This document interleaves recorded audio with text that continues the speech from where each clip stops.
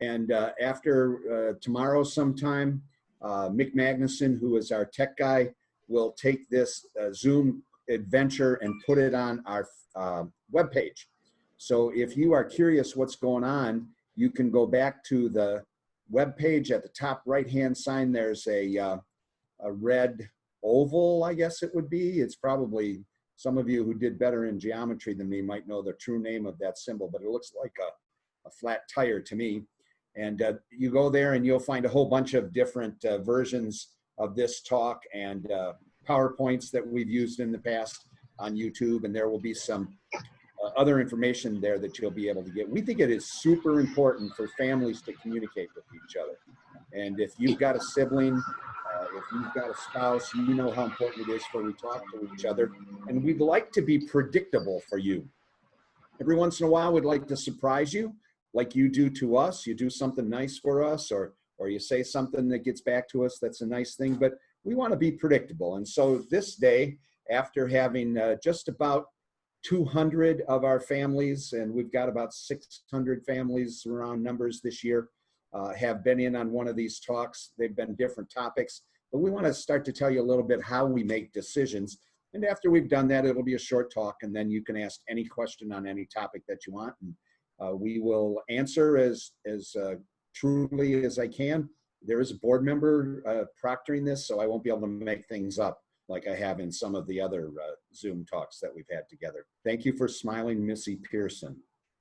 Okay, so I want you to understand that there are 4 principles that really are driving everything we do during this time. And the first one is, we're not really the boss. The board at Rockford Lutheran has a lot of flexibility and has a lot of authority, and they exercise that. They establish policies and tuition amounts, and they help us to have a direction for our school, but they have to answer to people as well. Many of our board members represent a church, and so they have to answer to the people at church and communicate to them. I want you to be aware that answering to someone is not necessarily a bad thing. It's the way that we get things done. So we answer to the State Board of Education because we are a recognized school in the state of Illinois. We answer to our accrediting association because we want your students to have a transcript when they get one that transfers to a college that someone says, oh, these guys are recognized. They do things in the right way. Recently, we've become very aware that we're subject to the rules of the Department of Health, the Illinois Department of Health and the Winnebago Department of Health. They have rules by which we must function. We're also a member of the Illinois High School Association, IHSA. And for our interscholastic sports and some of our academic and fine arts competitions, they're the people that we answer to. So our first principle is that we've got people to answer to. And we certainly know that we've got to answer to parents. We're in the education business. We talk about ministry because we believe we are a ministry, but we're also a business that needs to respond to the people who keep us afloat by their tuition payments and their gifts. And so we want to be mindful of that. It's reasonable for us, therefore, to follow the mandates of the Illinois State Board of Education and the Department of Health. Here's what happens. The governor gets out, he says, I want to tell you that we are going back to school. And then this is actual case that happened. The State Board of Education issues a 63-page document that explains how we go back to school. They spend a lot of time talking about social distancing, and then they get feedback from a number of groups and organizations, including schools around the state, and they say, we're gonna have trouble doing that. And the Department of Health comes out and says, you should distance whenever possible, and you should absolutely wear a mask all times. And then they give you some ways to get out of that. If you have a doctor's note that says your students should not be wearing a mask, we will honor that and ask them to wear a shield instead. But we're gonna follow those rules. It's reasonable for us to follow the rules of the people who make the rules and recognize us as a school. But the second principle is, it's perfectly understandable that not everybody agrees with the reasons that they've been given for making these decisions. And we've got ourselves 2 pretty strong camps of people. One that says, I'm not gonna have my child wear a mask all day. And another that says, I don't think you can keep my child safe no matter what. I don't know if I want them to be in school. We have elderly parents at home, or we have young children, or we have people with underlying conditions. I just don't know if it's safe at all. So we've got these two groups, and they both have reasonable positions, and we need to bring those together. And then there is another practical group who says, yes, we know that you're subject to the state. And so we know that we could go to school, and in October, the governor might say, you got to stop school, and we'd have to stop school again like we did on March 13th last spring. Do you remember? It was Friday the 13th when we closed down. If you believe in that kind of thing, you believe in that thing. If not, it was March the 13th when we closed down, and that was a Friday. So some people are saying, I don't know if the value is there for me to have my kids pay for 5 days a week education, if that may end at some other point. We can talk about the logic of that later, but that feeling is out there. So we spent a long time studying what we could do, and it really takes us to our third point. The third point is, as we make decisions, we're going to take as much input as we possibly can, and we're going to make decisions that are transparent. You're going to be able to tell why we did something. We're going to open ourselves up to questions, and we're going to have respect for the people who question our decisions. That's really important. And so one of the things that we did is immediately at the halfway point last spring, we did a parent survey, and we got responses, and we looked at what we might do to adjust. We took another survey when the experience was over. We looked at that, we paid attention to that, and we started to game plan in an administrators meeting that happened we took off one day this summer when we didn't have our 2 o'clock club meeting. And every day we were working on the future. We were saying we need to make decisions with these groups of people in mind, consistent with our ministry and in appropriate levels of responsiveness to the people who are above us. So the first is somebody is above us, and it's right for us to pay attention to them. The second is that we understand people are going to disagree with some of those decisions. The third is that we want to be transparent, and we want you to understand that we respect the position that you take. And then the fourth issue is we're in the education business. So we want to give you as much information as we can. We want to tell you how we come to decisions so that you can make a rational decision if you want to support what we're doing or not, or how to support what we're doing. Those things are kind of important because I think that you can see most of the questions. I won't play a game with you, but when you ask questions, you're going to be able to see how that question fits under that guideline. So if your question is, what happens if the governor says you have to close school? See principle number 1, we have to close school.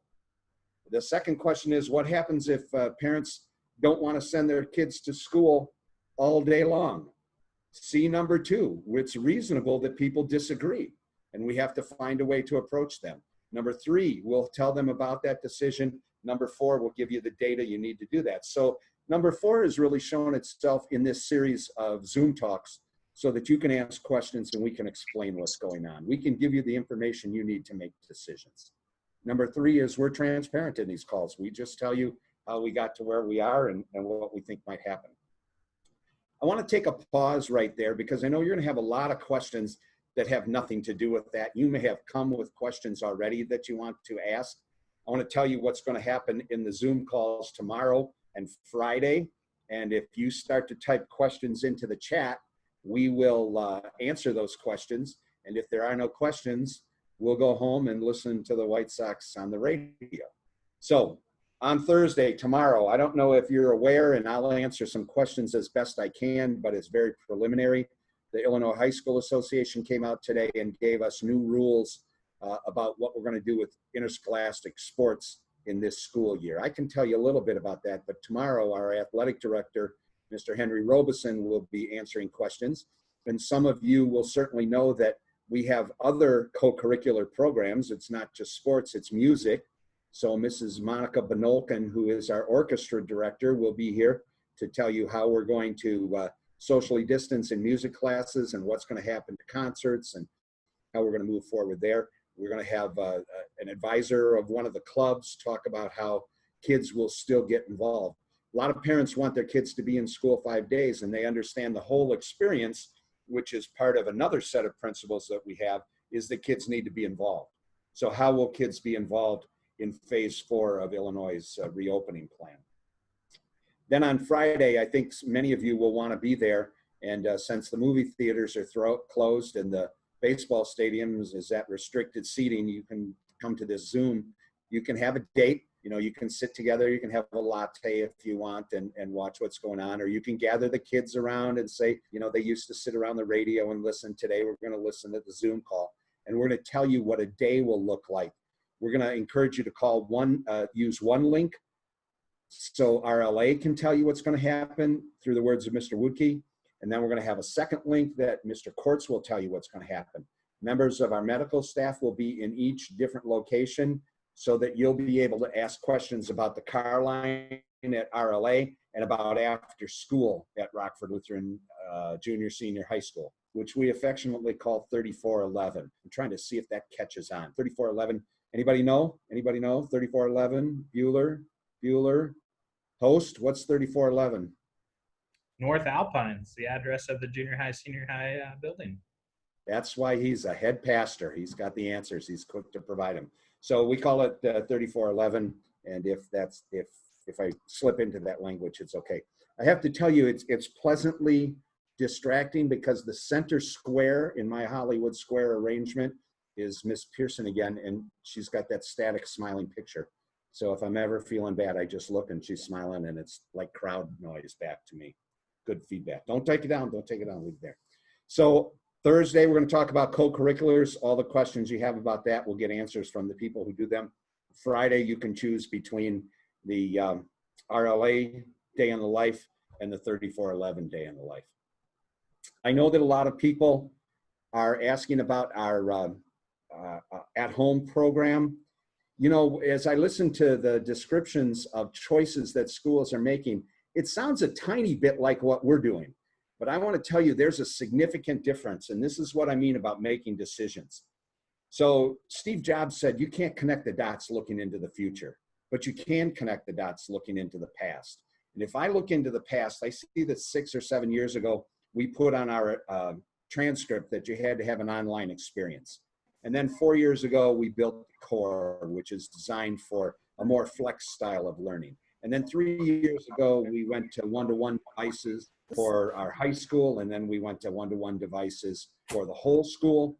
And then we came up with this thing called Canvas, which is a system, a learning management system that helps us to organize our lesson plans.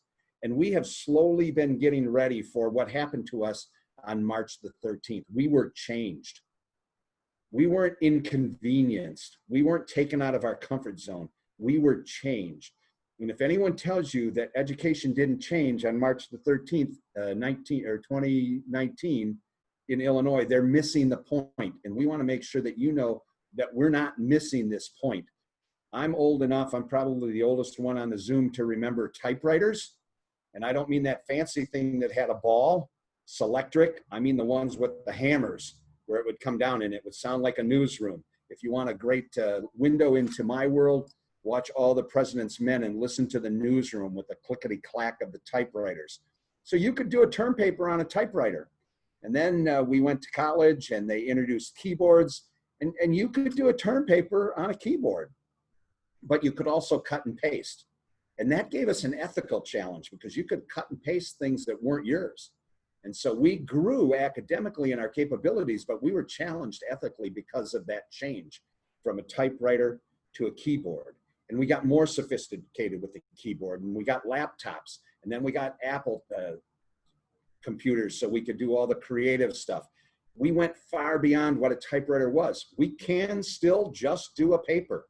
We can still go back and erase the mistakes and use, I don't know if you can use Correctotype or not, or if you even know what that is, but we can still do those things, but we can do so much more. And that's what it was on March the 13th. All of this jockeying that we did to get together a new style of learning was suddenly thrust upon us. We were in it. I don't know if we ever would have made the change if the change wasn't thrust upon us, but we made the change. I believe that we did a good job. The surveys show that we did a good job. The fact that we have a higher re-enrollment rate than in last year's re-enrollment, I think says that we did a good job because we were ready. We didn't even know we were ready, but we were ready. We prepared for it, looking back and seeing those dots connected. So now we have a challenge to grow farther.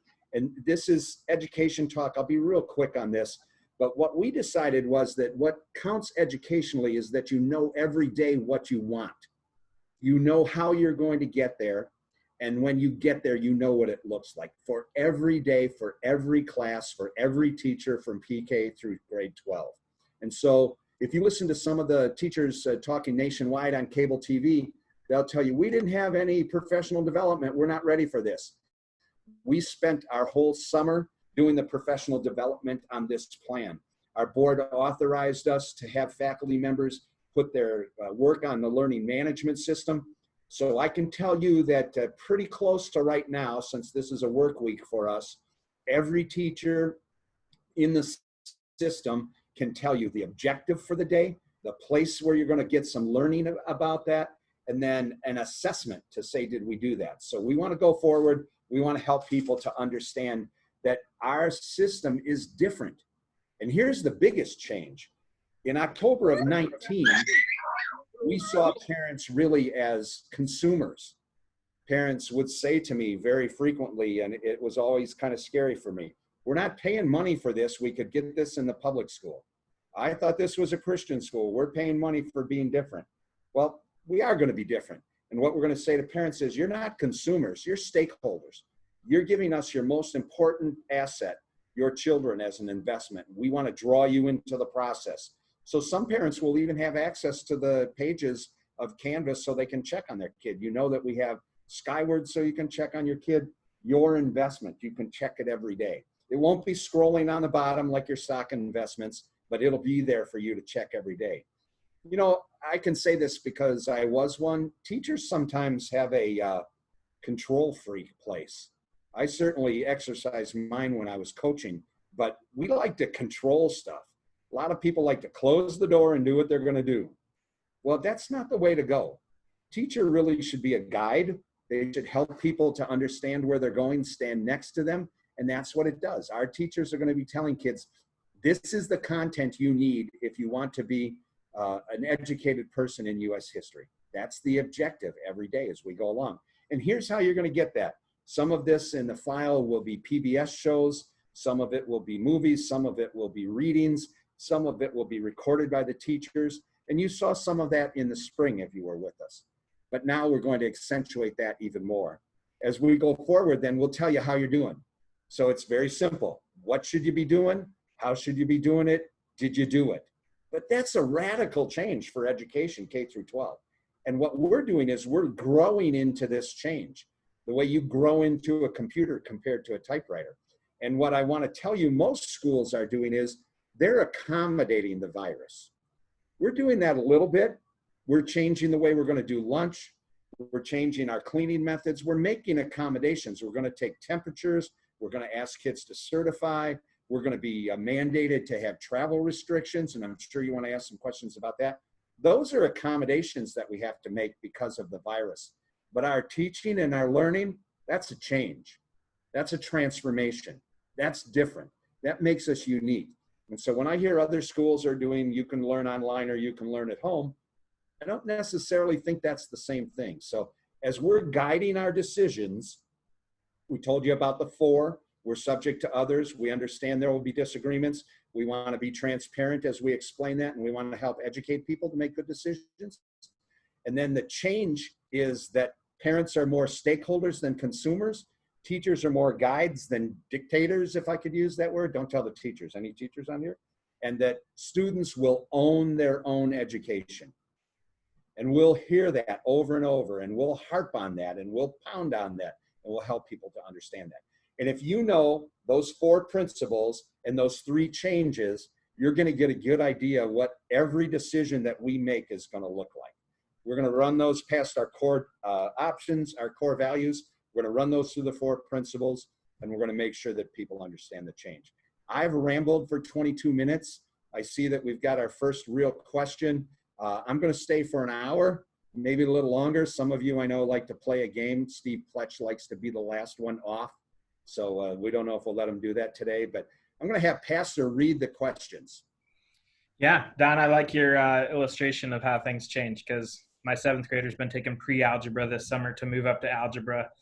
And I wonder, as I listen to her ask Siri questions, knowing that I couldn't help her with any of the stuff she's doing, like, is that cheating? Is it okay to ask Siri for?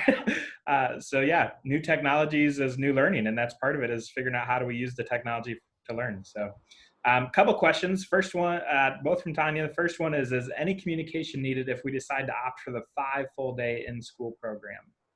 Yeah, I appreciate that question. You don't have to do anything to be in the 5 full day program. You are in the 5 full day program. I want to give you a little bonus that might be hard to understand and could be abusive. We're going to downplay attendance in the 5 day program, and we're going to focus on achievement. So I don't know if you had this experience. I'm being very transparent. Principle number 3, I went to Concordia Teachers College in River Forest, Illinois, which is now called Concordia University Chicago, although they haven't moved. And they told me, a punk 18-year-old kid from Detroit, hey, you don't have to go to class if you don't want to go. I almost flunked out. I went to art, not at all. I didn't go to class once. I figured out I could do this much flunking and still graduate in 5 years. I wasn't smart enough to figure out that I could drop a class and graduate in 5 years. So we're going to downplay attendance, but not the responsibility that the kids have. So a 5 day program, which you're signed up for, if your student wakes up with a fever, we don't want them to come to school. If your student wakes up and they were out the night before and they ran into someone who had the virus, we don't want you to come to school. We want you to get your health together first. You may say, you know what, my kid sees 20 kids a day for 7 periods. That's 140 kids a day. I'm going to take a day off every week because that'll save me 140 exposures. And it'll be a similar thing at RLA. So if you're signed up for 5 days, you're responsible for 5 days worth of objectives in every one of your classes. And you're already set for that.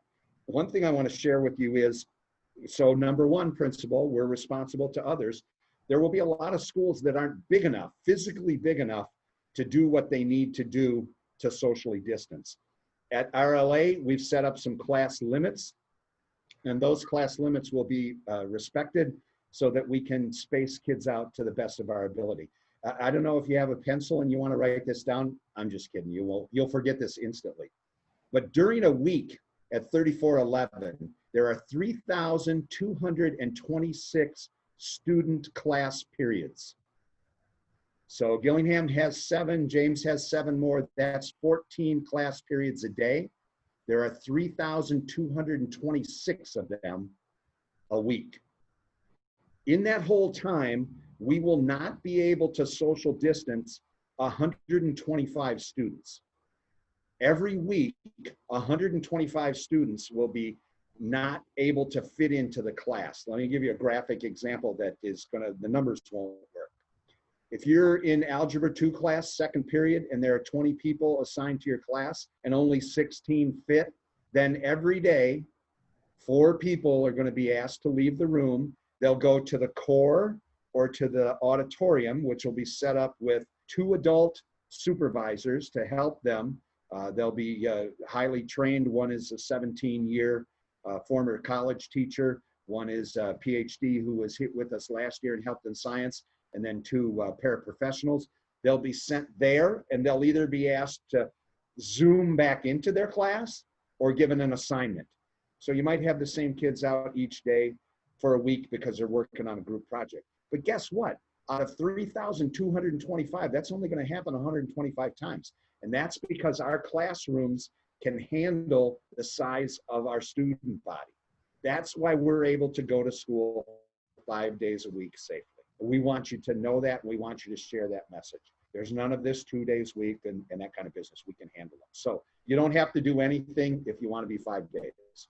Excellent. Let's Pastor, you have the right to tell me that's enough. Let's move on. That's enough. Let's move on. But with that, but if we're looking at, like, my family's exploring part days for our kids, then we need to be in touch with who to make sure that they know what we're planning on. Yeah, so should I quickly outline all of the options, or you want me just to answer who to get a hold of? Who to get a hold of. Okay, Pastor, if you could type in the following information in the chat.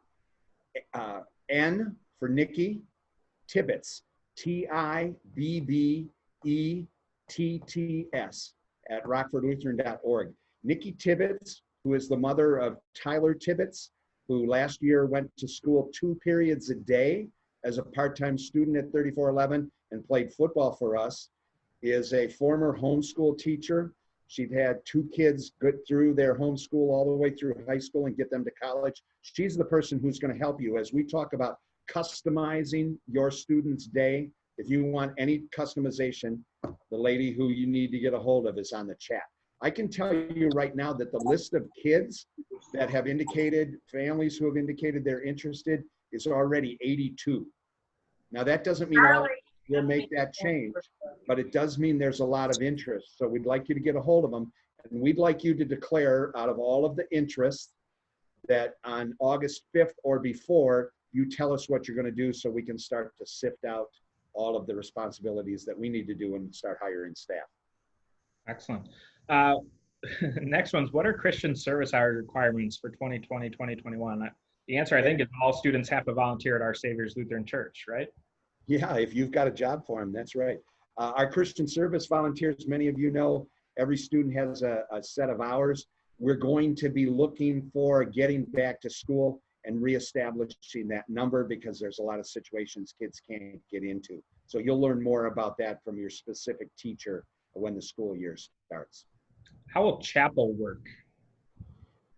Chapel, let me tell you, here's a decision. For spiritual growth, we've identified in the model that we want to see for kids' spiritual growth, 3 elements. Devotions, we're going to keep having devotions just like we always did. Bible study, and we're going to do that in our classrooms as we go forward. Worship is a little more tricky. You know that many of your churches have gone online. I don't know how successful we'll be having worship. I know at the academy, they're going to do live worship for fewer than 50 kids, and they're going to live stream back into the classroom. We're going to try that as well. We have 30 minutes for Bible study time in a homeroom to talk about life topics on Monday, and 30 minutes on Friday, which will be devoted to worship. We know what we're going to do for devotion. We know what we're going to do for Bible study. This worship element is going to be different. We do have a worship band, and we do have series of speakers. We will be doing something that looks like worship as we go along. One of the things we might do that kids sometimes like the Christian music videos, so we may do more of that, but we can only have, going all the way back to principle number 1, 50 people gathered at a time in a place. Excellent. What information will Rockford Lutheran be required to report to Winnebago County Health Department related to absences, travel, etc.? You know, if you'll indulge me, I like to bring together things I care about. I like baseball. Major League Baseball came up with some protocols, and they said, if you guys do this, you're going to be safe. And everybody said, yeah, let's be safe. One of 2 things happened. The Miami Marlins, I always want to call them the Florida Marlins. The Miami Marlins had 2 players who got the virus. Now, I don't know, the game was played in Philadelphia. I don't know if they snuck out against the policies and went to get a Philly cheesesteak. That would be what I would have done. And if I got sick, I would have come and reported to the manager. And that's what they did. And then the manager played them anyway. That is not what we will do. And so now there are 15 Miami Marlins who are testing positive. They have had to cancel 2 games. They were leaving Philadelphia. The team that was moving into Philadelphia to play the Phillies had to cancel their games. The Marlins couldn't go home in Miami and play the games they were going to play, so that team lost 2 games. Tens of millions of dollars will be lost because a couple guys wanted to have a Philly cheesesteak. Personal responsibility. Now, maybe that's not what happened. Maybe in the airport, I don't know. But they had it, and they reported it, and the institution decided to hide from that fact. Very bad move. Very bad move. Let me go back to principle number 1. We will be asking your students every day, have you left the state? And if they tell us yes, we're going to stand them aside. We're going to find out what happened, and we may need to notify the health department. I will tell you, there is a temptation to go, well, I just drove over to the restaurant in Beloit. It's not a big deal. The health department thinks it's a big deal. There's possibly a $500 a day fine.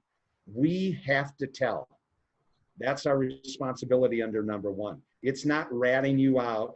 It's not thinking. We used to call it thinking in the 60s.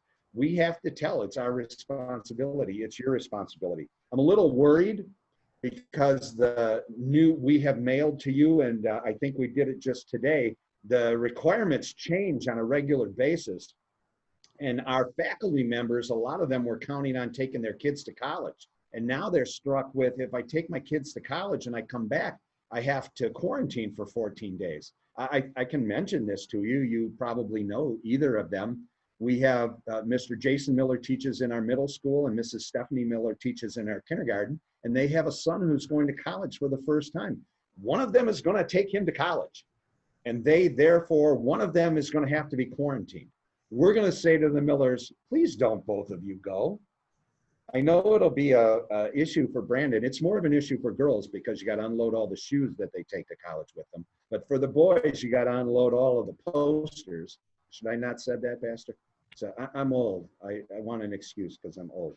But you know, you want to take your kid to college. We have a number of situations where our faculty members will need to quarantine, and we'll have to tell you that. But I believe so strongly that we've built a new way of learning that they can sit in their lunchroom or their veranda at home, if they have a veranda, and teach your kids. So we do have to report. In absence, we don't have to report. And I said the 5-day people, we're going to take attendance because we need to, but we're not going to worry about that. Where we will worry about that is if someone tests positive, the health department hopefully will have the manpower, the person power, so that they can do the contact tracing. So they'll call up and say, how many kids were in this class on Tuesday? And we'll go to our attendance records and we'll tell them. We will be very cooperative with the Department of Health as they track down incidents of the pandemic. Excellent. When do we know who we get as a teacher for RLA students? So RLA students, we're making phone calls today with 82 of our 670 students enrolled today, indicating they might not come to school. They may do something at home or they may do it part-time. We haven't put those class lists together yet. That's why it's really important if you are thinking about making this decision to go something other than 5 days, we want to know. So I would tell you that August the 5th is the deadline, and that's a Wednesday. I would hope that by August the 7th, we would be able to tell you whose RLA class you're in. I'll tell you right now, when we started offering the program, the 3rd grade was full. And now we have some empty seats because some people are going to go homeschool. On the other extreme, we had a very small 1st grade class. And now there may be so many people who opt into the home program, we may only have one 1st grade class. We'll have to talk to you about that, but we would like you to make your declaration as soon as possible so that we can put that together. Excellent. How will lunch be handled each day? I'm assuming at junior high, senior high, will Subway still be available or just bag lunches from home? Subway will be available, and we'll tell kids how to do that. They won't have, last year they had a salad bar kind of thing where kids would get their basic sandwich and go add tomatoes or lettuce. You should have seen the lettuce that some kids put on it. It was like sandwich on a bun, salad on a bun. But there will be Subway available. They have the right to offer pizza. Pizza comes in boxes. They'll try to have things prepared as they go along. I don't know that they'll have a selection. Maybe one day, we'll always Thursday, turkey they might do. I don't know how they'll do that, but we'll notify you. Kids at 3411 will go by. They will be either in the lunchroom, in the auditorium for the first 2 sessions, and for the 3rd session of lunchroom, auditorium, and one of our classrooms that has a sink, because we have that many kids, we can't fit them into the room. Excellent. What if a parent or parents work in a COVID hotspot, either now or in the future? Can their children attend 5-day in-person learning? So what we would ask you is to talk to your employer, and then we would also ask you to check with the health department. Right now, I'm hesitant to tell you, but I'm going to clearly label it. If there's no positivity in tests and there's no quarantine, then the student can be here. Here's one of the great strengths of the 5-day. The same way some of the teachers are going to have to quarantine because they take their kids to college, some of your kids are going to miss some days. but they can call right in. They can Zoom into all 7 of their classes. They're responsible for the learning, and if they decide to Zoom in, they can do that. So if there's an outbreak or a quarantine ordered by your company, then your child still has access to all of the information on a daily basis that makes their learning able to be continued. Will there be any unique accommodations for a student that needs to quarantine? I understand being responsible for missing a day here or there, but 14 days would be especially challenging. So what if a student is planning in 5 days, but has to be out? So I can tell you that we believe that the overwhelming majority of kids, if they're sick, that's a whole different story. But if they're quarantined, knuckle down, do the work. Here's the objective. Here's the material you need to learn. And here's the assessment. And we will put that together. If by special arrangement, we will have a staff of people working on the at-home assist that we could make available to help you through that process. But by and large, we do believe that the older students especially will be able to do that. At the academy, there will be part-time students in the morning and then some students in the afternoon who are working from home. If you need help, ask us. We'll give you as much help as we possibly can. I am only going to say this once, and I've only said it at one other Zoom. This is going to be a very trying year for Rockford Lutheran financially. I'm sure smiling Lisa Castardo can tell you that there are lots of expenses that are going to happen on a one-time basis, that it just makes it difficult for us. We're likely to lose a lot of money. The federal money has been great. 205 has processed our claims as quickly as they can, but we're going to lose some money. And if we have to lose some money, making sure that your child can get through a very unwelcome quarantine that was no fault of their own, we're going to help you as much as we can. I would say we will spare no expense. We have some limits, so at some point we might like to do that. But your issues and needs are more important than ours as long as we're a healthy financial institution. Thanks to Suzanne for correcting Miss Tibbetts' email address. I added an extra vowel in there, and so you can see that if you need to contact her about what your family's thinking. 2 related questions. Will homerooms still exist? And if so, are homerooms in the junior high the same as last year where it was a mix of 6th, 7th, and 8th graders together? So homerooms will exist at 3411 on Monday and Friday only. And we haven't selected them yet because we're waiting to see how many people opt out. We will let you know as soon as we can. The thinking right now, this is the transparency. This is not a decision. Don't tell anybody Mr. Gillingham said this is a decision, because it's not. The transparency of our thinking is that 6th graders need to be by themselves. 8th graders need to be by themselves. Well, that means 7th graders need to be by themselves. But there's also some thinking that homerooms divided by gender makes some sense too. So I think it'll have a lot to do with how the numbers work out. But there will be homeroom for 30 minutes on Monday and 30 minutes on Friday. Excellent. I think that's one of the things I appreciate about Rockford Lutheran is I know that's transitioned a lot in my time connected to Rockford Lutheran. And as things change, we keep trying to find what's the best option. And it doesn't mean that we're scattered and doing different things. It means we're trying to find what works for students today, which is good. New news today, most of us saw that on those travel bans, Wisconsin is now listed as all of Wisconsin. Don't go to Wisconsin, you got to quarantine. So a couple different questions. If my son plays football through Pop Warner and we have a football game in Wisconsin, does that mean my son will have to quarantine? Related, if I work in Wisconsin and no 2 days are the same part of Wisconsin, does this mean my children will be affected by my work travels? I'm typically in Wisconsin 3 to 4 days per week. So go back to number 1, where other people make decisions that we follow. Here's what I believe to be true. If you go to Wisconsin for work and you live in Illinois, you're exempt. And that would mean your family is exempt. So there's a recognition that you have to do that. So take a look. You might want to check constantly because they change those designations on a regular basis. But we're going to go on a daily basis, even if there are surprises. I would imagine, I don't know this for sure, that because of the governor's statement today on youth sports and because of what's happening all around, that you will not be going to Wisconsin to play. If you do go to Wisconsin, your student will be quarantined. Yeah, I'm sure more talk about that tomorrow. But yeah, Governor Pritzker today said no youth sports up through high school level, right? This fall. Do we need to contact the school if my child stays home and Zooms into class if they're a 5-day student? Yes, please. And the reason for that is if somebody gets sick and the county health department says who was in class that day, we'll know. The other thing is now, I don't mean a reflection on any of your students. So there's a big old mirror and all I can see is myself. Every once in a while, a student maybe takes advantage of some license that they've been given. And if they're not going to worry about my attendance, I'm not going to worry about attending. And like I said, at college, that hurt me. It'll hurt the kids here too. We absolutely want to know that you know where your child is. Heaven forbid that they skip school and drive to Wisconsin for the day. So we want to know if they're not coming to school, let us know. Call us and tell us that they won't be here.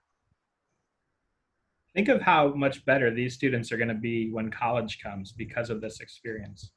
I don't know, but I made the dean's list my first semester, but it wasn't the good dean's list. It was the turn your act around or we're going to kick you out of our college dean's list. So I think parents we both did that together. Yeah, parents, don't worry. You know, the world is ruled by C students.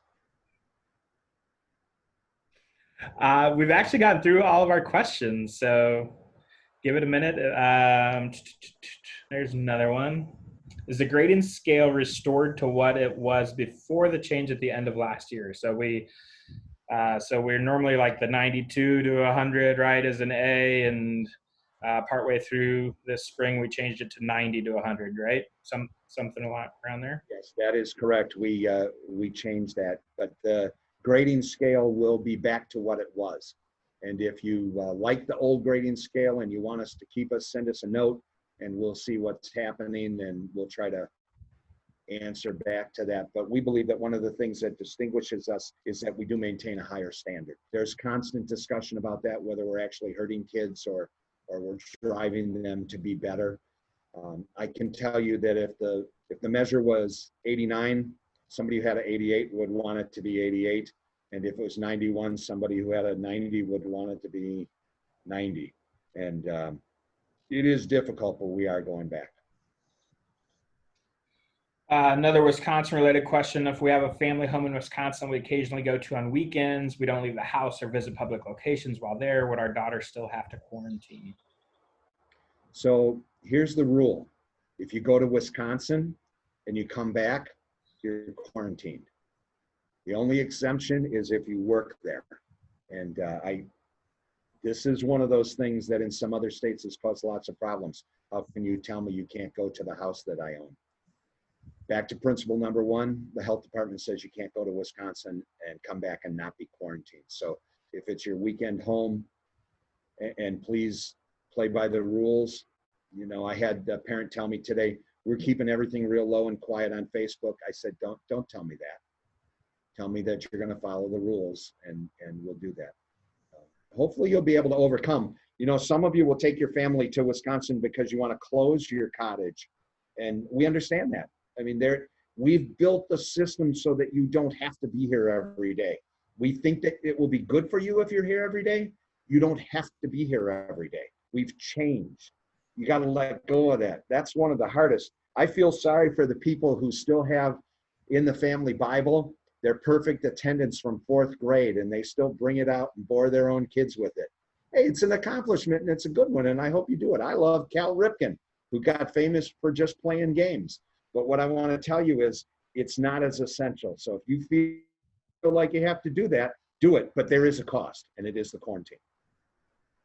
We're getting a few more. With Home Assist, how will lab classes like biology work? So the Home Assist will be 1 week behind the in-person 5-day class. That will give the teacher a chance to say this worked and this didn't, and to change their class assignment before they turn it over to Assist. We think that'll happen on Sunday afternoon. We'll let you know for sure when that happens. But the teacher of the class will also be able to modify that lab in most cases so that they can do it. You know, I've always been a homeschool fan in this. When kids who go to school have a bake sale, they run to the store and they get a tube of cookie dough and they eat half of it before they bake it, and the rest they slice and put on a pan and they make cookies. And the homeschool student does fractions and measuring and experimentation and is able to define what a pinch is. And so there will be some of those experiments that will be translated to the same outcome, the same objective, but we'll have a different way of doing that. So that is no question a weakness that you trade off. Being in person for the science classes is probably better with the labs, but we will make it possible to have labs that measure whether or not you understand the goal of the original lab, the objective. I'm sitting on my sun porch. Can you hear the tree frogs? We've got crazy tree frogs. So there's tons in our backyard. So students need to come catch tree frogs to dissect at home for their biology lab and just come to our house. On your kitchen table. Yeah, why not? That's bad. Before school, are students allowed to hang around their lockers, or where will they be before school starts? This is one of those tough facts of life things. Some people need to drop their kids off early. So a student will be able to get into 3411 by 6:30, and the teachers are going to be asked to be in their rooms at 7:15. That's 45 minutes of danger. So we're going to tell kids social distance. We're going to count on them to have their mask on. If they're sitting out in the hallway and a teacher comes into the hallway or walks by and says, please separate, we're asking kids to do that and to honor the system. But if you have to get them here that early, that's one of those risk reward cost benefit things. You'll do that, and hopefully it'll work out. After school, it looks now like if we are not going to have athletics in the fall that need the junior high gym, we'll make after school in the junior high gym, and then we'll be able to see you when you come to pick them up, and everyone will have to be in there and they'll have to be socially distanced. We've talked about whether or not we actually have to hire new staff and whether or not we want software to manage the kids. And we thought about adding a fee to cover those expenses. I don't think that's going to be necessary right now. I'm not promising, but I think we're going to keep everybody in the junior high gym. Problem with the junior high gym is it can get hot. So, but we need to have a place where kids can be confined and we can get access to doors so we can see what's going on. So we think right now that may be the thing that we're doing. Just a reminder, as we talk about the Wisconsin issue, don't forget that hosting visitors from Wisconsin too applies to the rule. So the quarantine rule is not just if you go to Wisconsin, but if grandma and grandpa come down and stay with you for the weekend from Wisconsin, then the quarantine rule applies.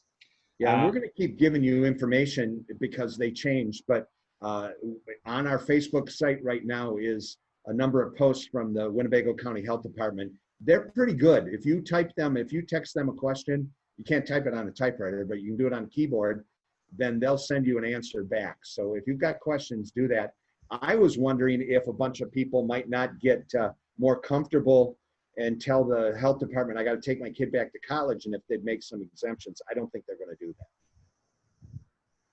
that. Back to the lab question, the biology question, might there be any possibility of allowing home assist students to come into the lab classroom just for the lab if there is room?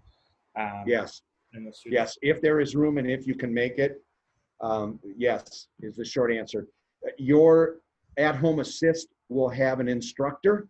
That instructor may be your classroom teacher, which would make it easy for you to say, can my kid come in and do this? And you'll also have a program coordinator, and the program coordinator can help you to access space. And you said the right thing, if there's space. So if there are 20 kids who are at-home assist in biology, yeah, I don't think you're going to get in. But what we might be able to do is do 5 o'clock, everyone who's at-home assist come in and we'll do the lab together. We want to make this successful for you, so you got to ask. Sometimes the answer will be no, but you got to ask.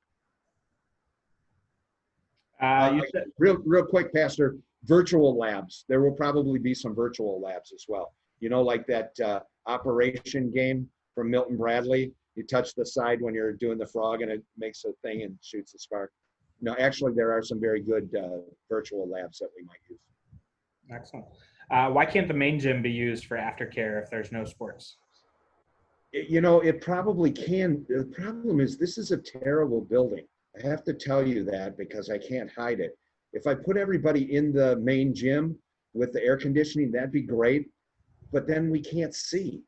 We don't know you're here. So what we might do, and that's why I said might, we might put everybody in that gym and then get a software, an app on your phone that knows when you enter the geofence and sends a message that says, get my kid ready, and then we can get your kid ready. That's one of those things. The app for that is a couple of $1,000s.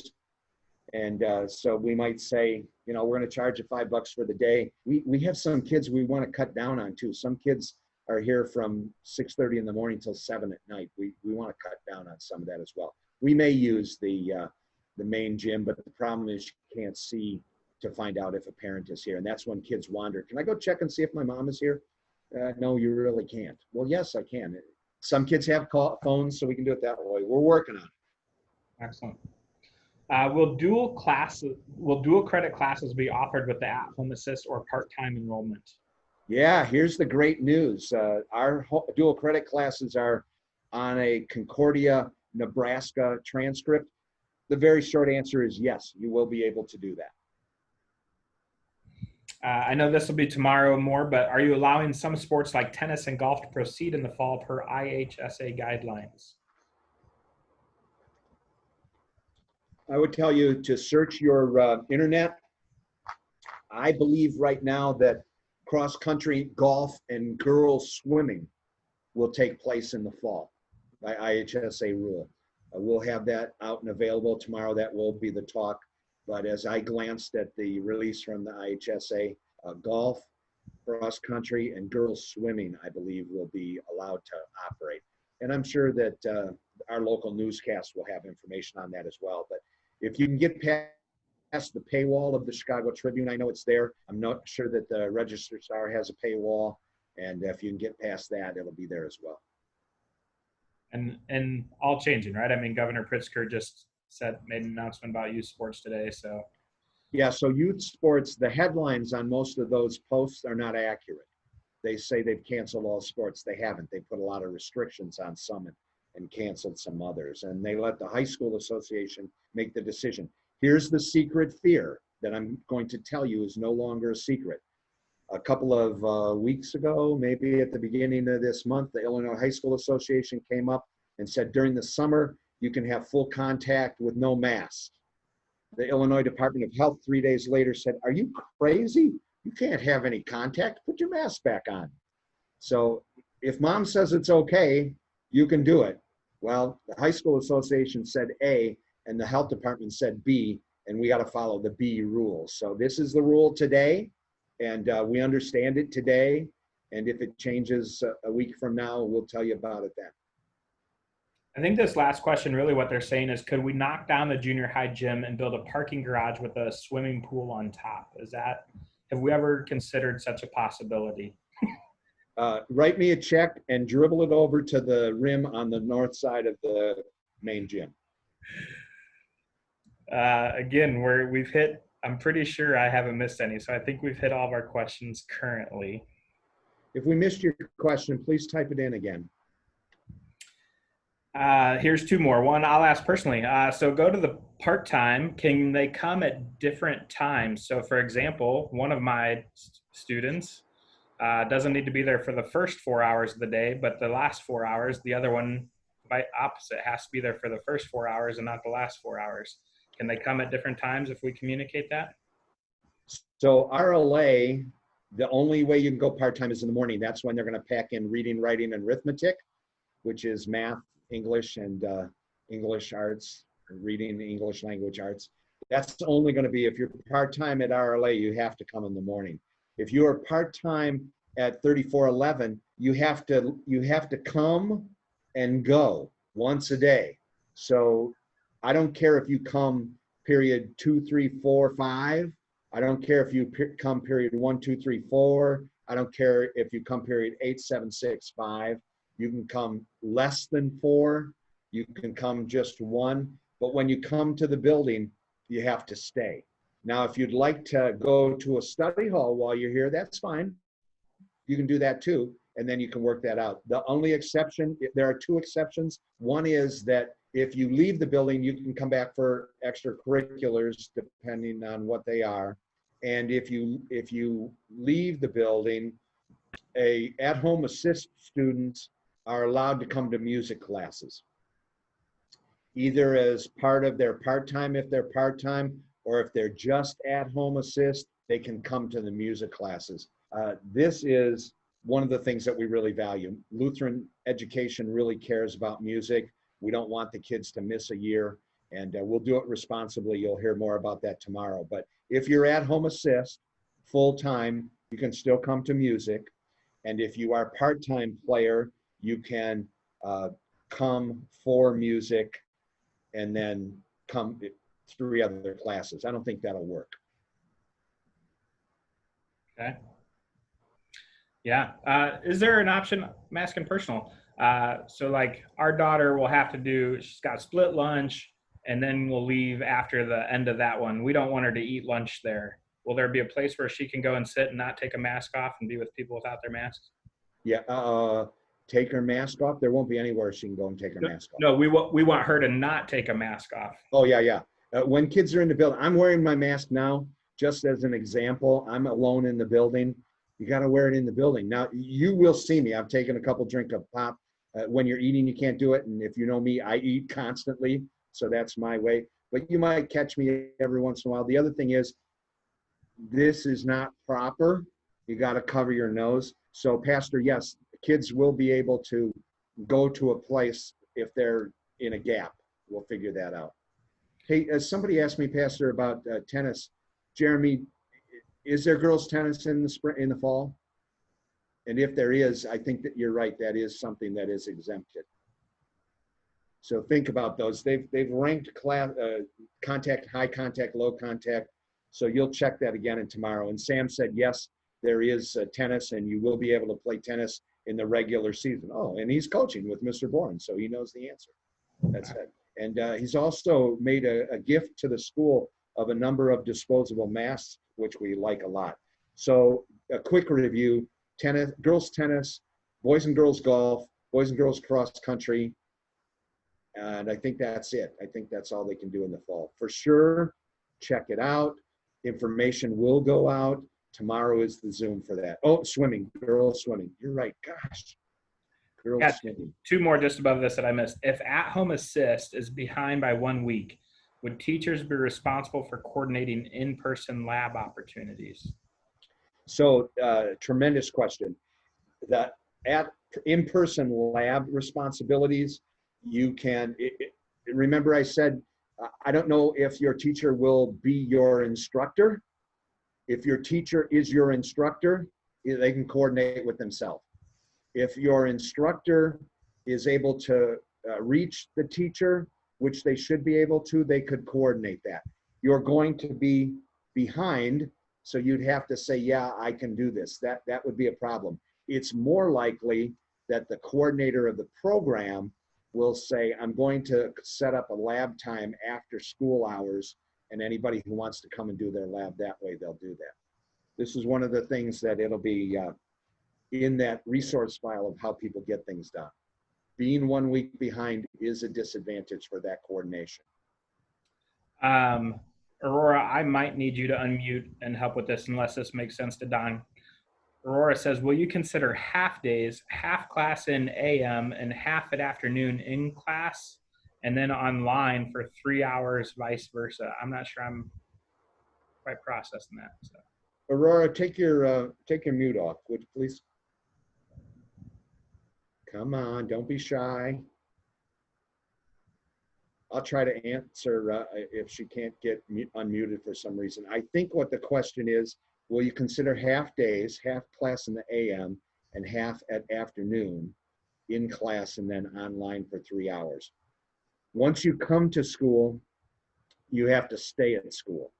So if you come for first period and you have period 1, 2, and 3, and then you leave, you're responsible for the rest of the day. You can buy into the at-home assist and do your classes that way, or you can use a different model, or you can not do anything. But that will affect your students' ultimate transcript as you go forward. So the half of day you're here will be controlled by the teacher. The half of day you're at home, we'll accept a whole number of things that you could do. And that's where Nikki Tibbetts will help you work your way through that and figure out what's going on. I hope that answered your question. Contact Nikki Tibbetts, contact me. A great one who knows a lot about this and can help you with the finance of it is Stephanie Abadi. She can help you. Don't forget that on Friday, we'll answer a lot of specific questions about what the school is like at RLA, and a different Zoom for what the school is like at 3411. Tomorrow, we'll be talking about extracurriculars. You can go to the school's website and you can hit the COVID-19 button and you can see a number of these things that we've recorded, Zoom calls or YouTube presentations. Please do me a favor. I know some of you have been on before and you've heard me say this. Go to your Facebook or your social media and encourage people to learn more. Go to the schools and comment on the fact that you got valuable information. If you got something nasty to say, please say it to my face or my virtual face. But if you've got something good, we've got 40 people today, and I know some of you are doubles. That takes us to about 240 out of our 600 families. We have 2 more adventures. If we have to do more the following week, we're going to push and push and push to get people to talk to us. And in your personal lives, that makes a difference. Excellent. We're just past an hour. We've answered all the questions. I just want to say, as a board member, we're grateful for our faculty and staff. We know that this is stressful times for all of us, but we know that our faculty and staff are working harder than they've ever worked in this. And so do all that you can. I encourage you as a fellow parent to do all that you can to simply say thanks, whether that is literally a word of thanks or a small gift or some way to let Don, our administrators, our teachers all know how much we appreciate them. And I would echo, there's a lot of people trying to figure out what they're doing still in our community that are not a part of Rockford Lutheran. And so, yeah, we're all figuring this out together. But if you're feeling good about Rockford Lutheran, why not share and invite others to consider joining us here as well? So always room for more, right? Well, maybe not, but yes. So I gave some of you heard. Pastor, you're going to pray, and then anyone who wants to drop off. Lisa, I want to talk to you, and anybody who wants to hear me talking to Lisa about something I find very interesting, we're going to do that after we pray, and we let you count down from 39. I'm praying. Yep. That's what I'm doing. Gracious God, we give thanks for this time. We give thanks for the wisdom for Don and Becky and Curtis and Judy and all of our administrators, all of our faculty, our staff that are pouring themselves into preparing for what is to come in just a few weeks.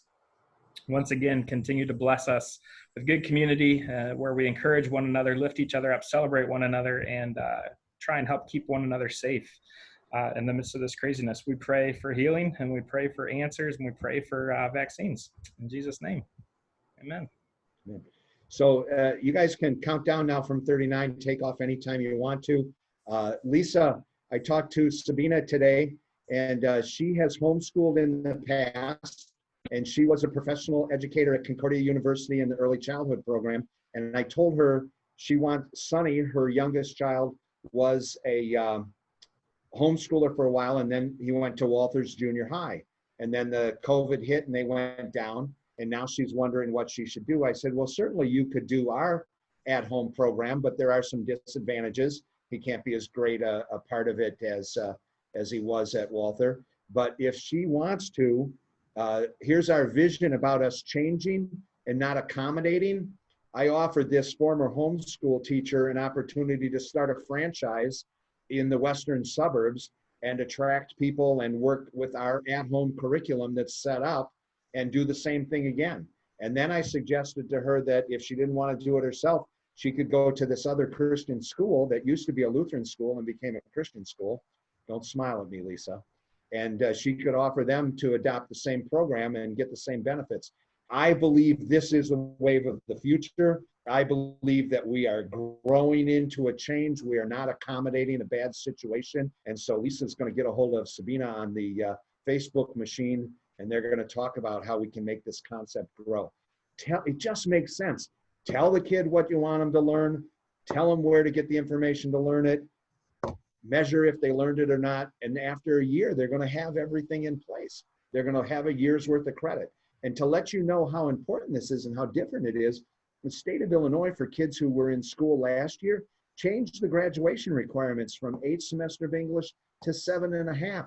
They literally threw up their hands and said, we can't do it. I'm sure they're going to do better now. That's not a criticism of anyone. But if somebody is accommodating the virus instead of changing the paradigm, they're missing a great opportunity. So I've talked most of you down. We're down to 17. Pastor, you get to be the host. You get to decide when we're going to give up on people. I can just click end.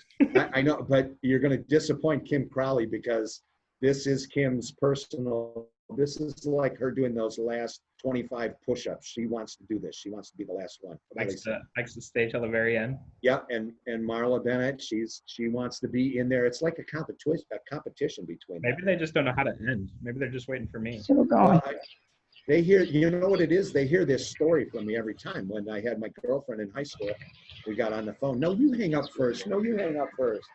And I fell asleep, and in the morning, she was on the phone. Kim, you've heard that, what, 4 times now? Marla, they just want to see if I tell it the same. See, and there's Missy. May I call you Missy? You make the meeting better with your smiling face all the time.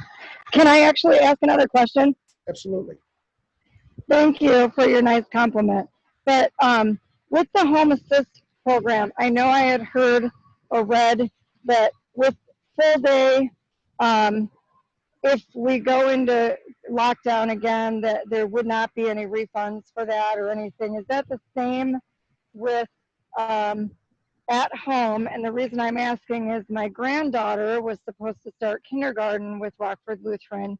She's enrolled and registered, but her mom works at a preschool, and if things are shut down again, mom won't have a job, and they may not be able to continue on the full time.